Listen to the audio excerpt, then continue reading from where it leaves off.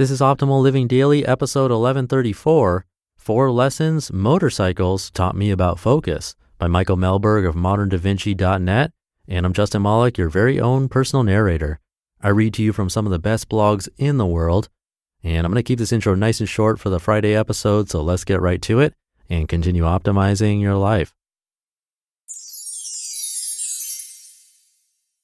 4 Lessons Motorcycles Taught Me About Focus by Michael Mehlberg of moderndavinci.net. What's the word for that ultimate awareness, that intense concentration that provides the most benefit to any activity on which we place our attention? It's a word we hear and use often in business when striving to achieve a more productive work environment, and at home when asking our children to avoid distractions. Focus. Focus is that state of being we desire when solving challenging problems. Focus is the awareness we need when cramming for a final exam. Focus is a differentiator between the most successful entrepreneurs and those that struggle on. As important as it is, and try as we might, achieving focus can be one of the most demanding and frustrating areas in our lives. There is no shortage of tools and techniques for focusing, especially in the context of productivity or meeting goals.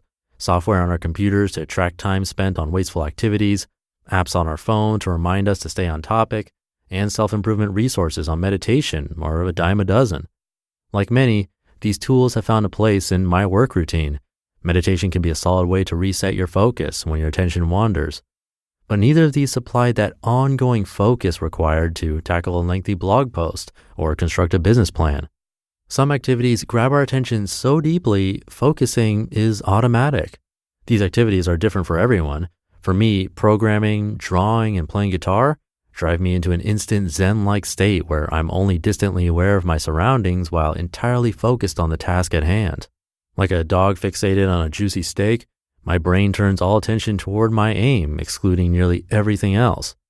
But these types of activities are unique to everyone and only bring intense focus because we love them so dearly. They simply come naturally without effort, and the state of mind for each was difficult to apply to other aspects of life. Come to find out, the lessons for which I was searching required something completely new: riding motorcycles. I'm not ashamed to admit my love of motorcycles started with the FX show Sons of Anarchy. The bad boy, do-what-you-want attitude combined with the irregular hammering heartbeat of the motorcycle engines captured my attention quickly. Once past the skin of the show, I found each of the characters desirable, their qualities, their drama, and their flaws.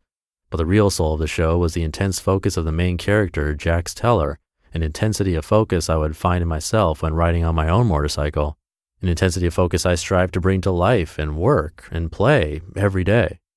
Like any new activity, riding a motorcycle demands an entry fee to learn the basics. If you haven't ridden, hopping on a motorcycle like Tom Cruise on Mission Impossible is a recipe for disaster. Learning doesn't begin with dodging traffic and bullets at 150 miles per hour. Learning begins with idle walking the bike, then using the throttle, then cruising with feet up, and so on.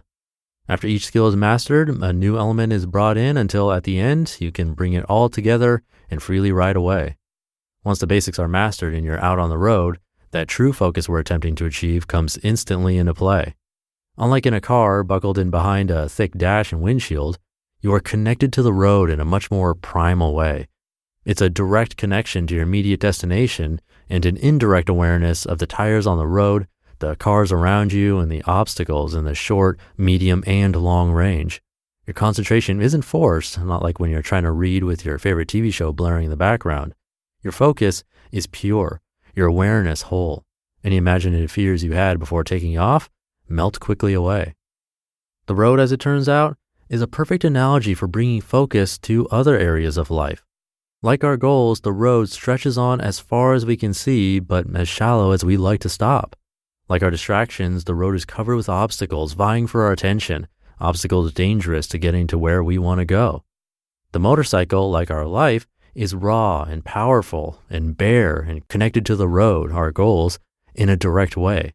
If we take care of our bike and we choose the right roads, we end up very nearly where we wish to be. Like riding itself, focus is not an object you can grasp. It's not an achievement in an app that once held is yours to keep. Focus is a journey, always changing, always morphing. Here are some principles I learned from riding a motorcycle that may help you find focus. Number 1, Don't force it. You simply cannot force a motorcycle to do what you want it to, whether moving or standing still. It's too heavy and has too much momentum. You have to guide it. You have to work with it. Lean into the curves, ease the clutch out. Look in the direction you want the bike to travel, and your body will help it along that path. The same can be said of focus. Just as it's not an object you can grasp, it's not a state of mind you can force. Focus ebbs and flows. You have to guide it. You have to work with it. Just let yourself be aware of your focus, or lack thereof. When you lose focus, find something to remind you of what you are trying to accomplish in the first place. It's analogous to looking down the road to bring your destination back into perspective. Number 2, be aware of distractions, but don't let them guide you. The road is in front of you. Distractions are all over. Don't focus on the branches in the forest, but notice the ones blocking your path. It's okay to take in the scenery, but when you're moving, you must always keep an eye on the path towards your destination.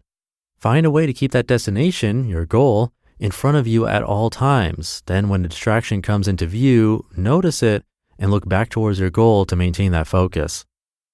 Number 3, plan the route.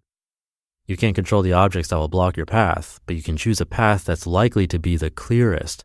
Just as I don't like to ride my motorcycle in heavy traffic, I recognize those unbearable distractions and avoid them with a bit of planning. If television is distracting, turn it off or find a different room in which to work. If your phone notifications prevent you from focusing, turn on Do Not Disturb for a bit. You may not be able to control external distractions in the world, but you can reduce them considerably by planning your route. And number 4, let thoughts go. Thoughts distract. Did I get new email? I forgot to mow the lawn. Is it trash night? Some of these thoughts are important, but most are not, especially when you're trying to focus. On a motorcycle, you have no choice but to let them go. You can't write them down, and it's no use trying to remember. Let these thoughts pass and keep your eye on the goal. Chances are, if it's important, that thought will pop back into your mind when the ride is over. If you take away anything from this post, understand this. Distractions are slowly destroying the work we should be focusing on, the relationships we should be building, and the time we should be spending in our lives. Focus creates clarity, and clarity is the best way to solve problems, find answers, and work effectively. When you're trying to focus, try using the principles of the motorcycle rider, and hopefully you'll find your goals achieved a bit more quickly than before.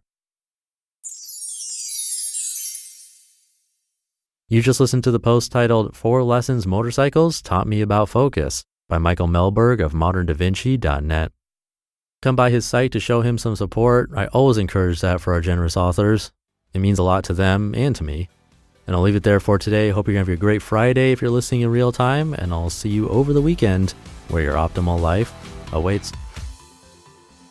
Hey, this is Dan from the Optimal Finance Daily podcast, which is a lot like this show, except more focused on personal finance. Justin handpicks the best posts he can find from blogs and authors like Ramit Sethi, Mr. Money Mustache, and more, and I read them to you 5 days a week. So if you enjoy this podcast, come on over and subscribe to Optimal Finance Daily too. And together, we'll optimize your financial life. You've been listening to Optimal Living Daily. Be sure to hit the subscribe button to stay up to date on each new episode, and head to oldpodcast.com. That's OLDpodcast.com for a free gift, as well as more actionable tips and resources to help you maximize your potential. Thanks for joining us, and remember, your optimal life awaits.